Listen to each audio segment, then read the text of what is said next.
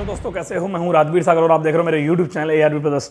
तो भाई काफ़ी सारे लोगों की डिमांड थी कि भाई सुबह सुबह स्टार्टिंग की प्रॉब्लम बहुत ज़्यादा आती है सर्दियों में। अगर गाड़ी में ऑफिस लेके जा रहा हूँ और ऑफिस में खड़ा कर दूंगा 4 घंटे के लिए, तो गाड़ी 4 घंटे बाद स्टार्ट नहीं होती है। तो ये परेशानी क्यों आती है, क्यों, कैसे इसको सेल्फ सॉल्व करें, मैं आपको दोनों बातें बताऊंगा। जैसे अब आप बोलोगे BS6 गाड़ी के बारे में बताओ, तो BS6 गाड़ी के बारे में बताऊंगा किस तरीके से प्रॉब्लम को सॉल्व करेंगे अगर आ रही है तो। और अगर आपकी गाड़ी अगर कार्बोरेटर वाली है तो कार्बोरेटर गाड़ी में आपको दिखाऊंगा, प्रैक्टिकली करके बताऊंगा कि किस तरीके से करते हैं। ओके, सबसे पहले मैं एक आइडिया दे देता हूं आपको किस तरीके से इस काम को करना है, उसके बाद मैं कार्बोरेटर पे आ जाऊंगा। ठीक है, तो सबसे पहले स्टार्ट करते हैं वीडियो। और वीडियो स्टार्ट करने से पहले एक छोटी सी बात मैं आपको बताना चाहूंगा।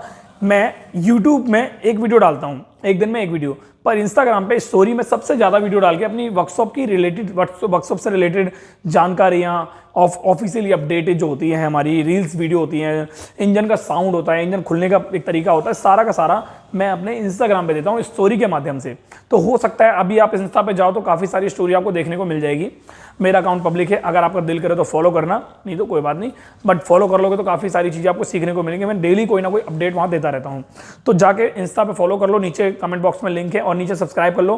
काफ़ी कम लोग जो हैं सब्सक्राइब कर रखा है और काफ़ी सारे लोग जो हैं बिना सब्सक्राइब किए वीडियो देखते हैं।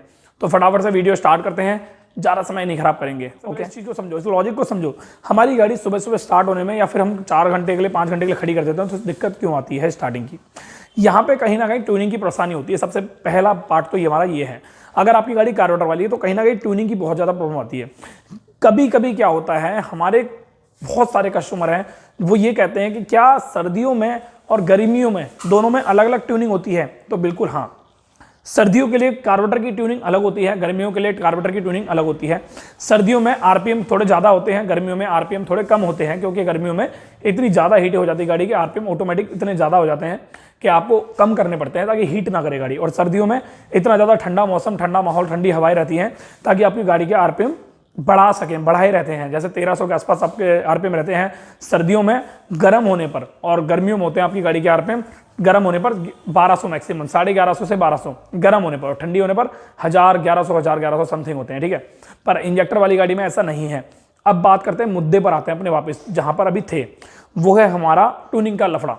भाई आपकी गाड़ी कार्बोरेटर वाली है, तो कार्बोरेटर वाली गाड़ियों में सर्दियों के अंदर अगर आपको लगता है आपकी गाड़ी में सुबह सुबह दिक्कत आ रही है, स्टार्टिंग की मिसिंग करती है, बहुत ज़्यादा परेशान करती है स्टार्ट होने में, तो सबसे पहले अपने मैकेनिक के पास जाएं। मैं आपको तरीका भी बता दूंगा, आप खुद भी कर सकते हो, कोई ऐसी दिक्कत नहीं है, बट एक अच्छे तरीके से समझ लेना इस चीज़ को। आप किसी मैकेनिक पर जाएँ और उससे बोलें भाई इस गाड़ी का हल्का सा पेट्रोल खोल दो, हल्का सा पेट्रोल खोल दो, बहुत ही ज़्यादा बारीक, ताकि ये सुबह सुबह स्टार्ट होने में दिक्कत ना करें। क्योंकि होता क्या है, अगर हमारी गाड़ी की ट्यूनिंग परफेक्ट होगी, यानी कि एवरेज ज़्यादा देरी होगी, तो भी हमारी गाड़ी में सुबह सुबह स्टार्टिंग की प्रॉब्लम आएगी। कभी कभी आपने शायद नोटिस भी किया होगा, अगर आपको लगता है सुबह सुबह स्टार्टिंग में दिक्कत आ रही है, तो उस दौरान अगर आप पेट्रोल यानी चौक लगा लेते हो, तो हमारी गाड़ी तुरंत ही स्टार्ट हो जाती है। ऐसा क्यों होता है पता है आपको? क्योंकि चौक लगाने पर हमारी गाड़ी में एक्स्ट्रा पेट्रोल जाता है, और जब एक्स्ट्रा पेट्रोल जाता है तो ऑटोमेटिक ब्लास्ट ज़्यादा होता है, वैक्यूम ज़्यादा बनता है, वैक्यूम प्रेशर ज़्यादा होता है, और पेट्रोल ज़्यादा होने की वजह से जल्दी से गाड़ी स्टार्ट हो जाती है। तो यही आपको करना है हमारी गाड़ी में। आप बिना चौक के भी स्टार्ट कर सकते हो, सिर्फ एक सेल्फ मार के। प्रैक्टिकली अनुभव मैं बता रहा हूँ आपको, अपना प्रैक्टिकली अनुभव दे रहा हूँ। कार्बोरेटर के अंदर ट्यूनिंग में दो बोल्ट होते हैं। एक होता है एयर स्क्रू, जिसको बोलते हैं ज़्यादातर मैकेनिक मिक्सचर स्क्रू, और एक होता है दूसरा BC स्क्रू, जिसको ज़्यादातर मैकेनिक बोलते हैं रेस बढ़ाने वाला स्क्रू। ठीक है, तो आपको करना क्या, आपको सबसे पहले अपनी गाड़ी स्टैंड पे लगानी है, गर्म करनी है 10 मिनट तक कम से कम। और जब आपको लगता है हाँ मेरी गाड़ी गर्म हो चुकी है, आरपीएम इससे ज़्यादा नहीं बढ़ेंगे, तो उस दौरान आपकी अपनी गाड़ी के, आपका मकसद होना चाहिए कि आपको एयर स्क्रू से, अगर आपकी गाड़ी का आरपीएम 1300 है गर्म होने पर, तो एयर स्क्रू से आपको अपनी गाड़ी की आरपीएम 1200 करना है कम से कम। अगर आपको ध्यान से सुनना, अगर आपकी गाड़ी की आरपीएम रोटेशन पर मिनट, आरपीएम की फुल फॉर्म होती है पिस्टन की रोटेशन पर मिनट, कितनी आ रही है, ठीक है, तो दोबारा बताता हूं, अगर आपको लगता है आपकी गाड़ी के आरपीएम गर्म होने पर 1300 आ रहे हैं, तो आपको उस दौरान एयर स्क्रू से, जो इसका मिक्सचर इशू है, उससे आपको आरपीएम 1200 करने हैं। ध्यान से समझना, 1200 करने के बाद आपको जैसे ही इसका एयर स्क्रू टाइट करोगे या खोलोगे, देखना है आरपीएम कम कहां हो रहे हैं, टाइट करने पर या खोलने पर। अगर टाइट करने पर आरपीएम हल्के से कम हो रहे हैं, तो वहीं पर एक चीज और बता देता हूं, अगर आपने यहां पर एयर स्क्रू को टाइट किया तो तुरंत ही आपका फ्लो बाहर नहीं आता। और एयर स्क्रू टाइट करने के बाद हल्का सा टाइट, तो 20 कम से कम 5 से 10 सेकंड रुकना पड़ता है, उसके बाद उस टाइट होने के बाद का फ्लो आता है। तो जैसे ही आप टाइट करोगे 5 सेकंड रुकना है, वेट करना है, देखना है आरपीएम कम हुए या नहीं हुए। अगर कम हो गए, 1200 हो गए, तो आपको वापस उस आरपीएम को 1300 करना है, पर कुछ अलग तरीके से। 1300 आरपीएम कैसे करोगे? एयर स्क्रू के जस्ट बगल में, अगर आपकी गाड़ी होंडा साइन है तो जस्ट अपोजिट में एक अलग से बोल्ट होता है जिसको बोलते हैं बीसी स्क्रू, जिससे हम रेस टाइट करते हैं, आरपीएम बढ़ाते हैं। शायद आपको पता होगा एक्सेलेटर केबल के जस्ट नीचे लगता है काफी गाड़ियों में। मैं आपको भी प्रैक्टिकली दिखा दूंगा कहां होता है, ठीक है। उस बोल्ट को टाइट करना है, इतना टाइट करना है कि आपकी गाड़ी के आरपीएम 1300 हो जाए वापस। अब ये चीज अगर आपको समझ में नहीं आई है तो आइए कार्बोरेटर के पास चलते हैं और बहुत ही डीप तरीके से बताते हैं, बहुत ही ध्यान से देखना, समझना, बहुत ही ज्यादा मजा आएगा। और प्लीज आपसे रिक्वेस्ट कर रहा हूं, इंस्टा पे और नीचे सब्सक्राइब जरूर कर लेना यार। सब्सक्राइब कर लोगे ना यार तो दिल को ना तसल्ली मिल जाती है, सुकून मिल जाता है। तो फटाफट चलते हैं कार्बोरेटर के पास, एक कार्बोरेटर लेते हैं प्यारा सा मस्त सा मक्खन सा, और उसके बाद आपको बताते हैं कि किस तरीके से मैं आपको समझाने की कोशिश कर रहा हूं, ठीक है। तो भाइयों देखो ये है हमारा कार्बोरेटर, ठीक है। अब ये जो कार्बोरेटर है, कार्बोरेटर, इस कार्बोरेटर में देखो आपको दिख रहा होगा, ये हमारा पैशन एक्स प्रो का कार्बोरेटर है। इस कार्बोरेटर में आपको एक चीज दिख रही होगी, ध्यान से देखना, ये हमारा एयर स्क्रू है और इसके बगल में हमारा बीसी स्क्रू है, ठीक है। इस वाले स्क्रू से हमारी रेस बढ़ती है, और रेस जब बढ़ाते हैं तो हमारी गाड़ी की स्लाइड ऊपर उठ जाती है। मैं आपको दिखाता हूं एक छोटी सी चीज, जैसे मान के चलो हमने ये वाला स्क्रू टाइट कर दिया, तो ये स्क्रू टाइट करने के बाद होता क्या, हमारी स्लाइड जो होती है, ये वाली स्लाइड, ये स्क्रू टाइट करने के बाद यहाँ टच होता है यहाँ पर, और उसके बाद स्लाइड को उठा देता है। जितना ज़्यादा स्क्रू को टाइट करेंगे उतना ज़्यादा स्लाइड उठेगी, और जितना ज़्यादा स्लाइड उठेगी उतना ज़्यादा आपकी गाड़ी में पेट्रोल जाएगा। याद रखना एक चीज़, ठीक है। आपने शायद नोटिस किया होगा, जब हम स्क्रू को टाइट ज़्यादा कर देते हैं तो हमारी गाड़ी की आरपीएम बहुत ज़्यादा बढ़ जाते हैं, बट हमें इतना ज़्यादा नहीं बढ़ाना कि हमारी गाड़ी में ओवर रेस या फिर बहुत ज़्यादा इरिटेशन होने लगे हम गाड़ी चलाते समय। तो ये वाली गाड़ी का ये तो क्लियर हो गया, ठीक है, ये चीज़ क्लियर हो गई। अब दूसरी चीज़ मैं आपको क्लियर करता हूँ एयर स्क्रू की, इस तरीके से समझाऊंगा, ठीक है।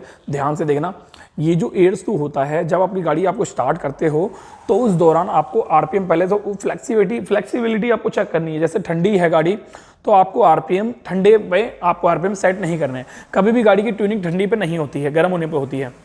तो आपको गाड़ी में वेट करना है कितनी ज़्यादा देर लगेगी आपको गर्म करने में गाड़ी। जैसे मान लो मैंने गाड़ी स्टार्ट करी है, मेरी गाड़ी का आरपीएम 1100 है, मैंने गाड़ी छोड़ दी स्टार्ट करके, कम से कम मैंने 10 मिनट के लिए छोड़ दी, 10 मिनट में गाड़ी के आरपीएम उतने आ जाते हैं जितने एक्चुअली में होते हैं। अब मैंने गाड़ी गर्म कर ली, गर्म होने पर गाड़ी का आरपीएम 1300 है, मीटर में चेक कर सकते हो, डिजिटल मीटर वाली है, नहीं तो एक अंदाजा लगा सकते हो। अब जैसे ही गाड़ी के आरपीएम 1300 हो जाते हैं तो आपको ये जो आप एयर स्क्रू देख रहे हो, ये वाला स्क्रू ध्यान से देखना, इस वाले एयर स्क्रू को आपको टाइट करके देखना है। देखो टाइट करो या लूज करो, कुछ भी कर लो। अगर आपको लगता है टाइट करने पे एयर जो हमारी आरपीएम है यानी कि रेस है वो कम हो रही है तो ठीक है, कम कर हमें, हमारा मकसद है कम करना है इसको, ठीक है। रेस को क्यों करना है मैं आपको आगे बताऊंगा। या अगर लूज करने पे कम हो रही है रेस तो ठीक है लूज कर लो, अगर मतलब ये टाइट करने में रेस जो है कम हो रही है तो टाइट कर लो, जैसे मर्जी चाहो। और बहुत ही बारीक खोलना है, और खोलने के बाद 5 से 10 सेकंड रुकना है, क्योंकि एकदम से रिजल्ट नहीं आता है, ठीक है। अब जब रेस कम कर लोगे आप, यानी आरपीएम 1300 थे 1200 हो गए, तो वो जो 100 आरपीएम है वो आपको इससे बढ़ाने हैं, ये जो बोल्ट है ना ये वाला, इससे बढ़ाना है, क्योंकि मेन मकसद क्या आपका पेट्रोल थोड़ा सा बढ़ाना है। अगर आप 10 आरपीएम 100 आरपीएम इससे बढ़ा लोगे तो इससे आपकी गाड़ी में एवरेज पे भी इतना ज़्यादा इफेक्ट नहीं पड़ेगा, और आपकी गाड़ी की ट्यूनिंग बढ़िया हो जाएगी, और आपकी गाड़ी सुबह सुबह स्टार्ट भी बहुत जल्दी हो जाएगी। इस वाले आरपीएम से क्या होगा, आपकी गाड़ी की स्लाइड जो है उठ जाएगी। पर ये चीज़ ध्यान रखना, उस दौरान आपकी गाड़ी का एयर फिल्टर सही होना चाहिए, स्पार्क प्लग सही होना चाहिए, और आपकी गाड़ी का सबसे इंपॉर्टेंट पार्ट टैपिट वाल क्लियरेंस, आपकी गाड़ी का टैपिट सही होने बहुत ज़्यादा जरूरी है। क्योंकि अगर बाई चांस, अगर दोस्तों लाइट चली गई थी, अगर बाई चांस आपकी गाड़ी के टैपिट की सेटिंग सही नहीं होती है तो ये जो मैं आपको सेटिंग बता रहा हूँ किसी काम की नहीं है, किसी भी काम की नहीं है। होंडा की गाड़ी है तो ज़्यादातर होंडा की गाड़ियों में, स्कूटी हो या बाइक, ज़्यादातर बता रहा हूँ, ज़्यादातर आपकी गाड़ी के टैपिट की सेटिंग होती है 0.7 और 0.9। किसी में होंडा गाड़ी में अगर हैवी सीसी की बात की जाए तो 0.9 और 0.11 भी होती है, और हीरो होंडा की बात की जाए तो 0.6 0.8 होती है, किसी में 0.7 और 0.9 भी होती है। तो एक तरह से आप इस चीज़ को समझ सकते हो कि आपकी गाड़ी के टैपिट जो है साइड प्ले होनी चाहिए, लूज हल्के से होनी चाहिए। टाइट ज़्यादा होंगे तो आपकी गाड़ी का वाल खुला रहेगा, रिलीज होगा। क्योंकि एक कस्टमर ने मेरे से पूछा था, सबसे पहले गाड़ी स्टार्ट करने पर 4 स्ट्रोक की तो सबसे पहले कौन सा वाल खुलता है, तो भाई सबसे पहले जो खुलता है वो इनलेट वाल खुलता है, क्योंकि इनलेट वाल खुलेगा जब भी पेट्रोल अंदर जाएगा हेड के और पिस्टन पे आएगा, और उसके बाद जब एग्जॉस्ट वाला वाल खुलता है, जब हमारी गाड़ी में ब्लास्ट हो जाता है, उसका जो कचरा होता है वो एग्जॉस्ट वाले बाल से निकल के सिलेंसर से दोबारा निकल जाता है। तो ये जो टेक्नोलॉजी थी, ये मतलब ये जो तरीका था, एक ट्रिक थी, ये मैंने बता दी है। और एक छोटा सा काम आपको बता देता हूँ मैं। अब बात करते हैं इंजेक्टर वाली गाड़ियों में। अब भाई साहब मान के चलो आपकी गाड़ी है जिसमें हमारा है fuel injector system. Fuel injector system में आपकी गाड़ी सुबह सुबह स्टार्ट नहीं होती, परेशान करती है।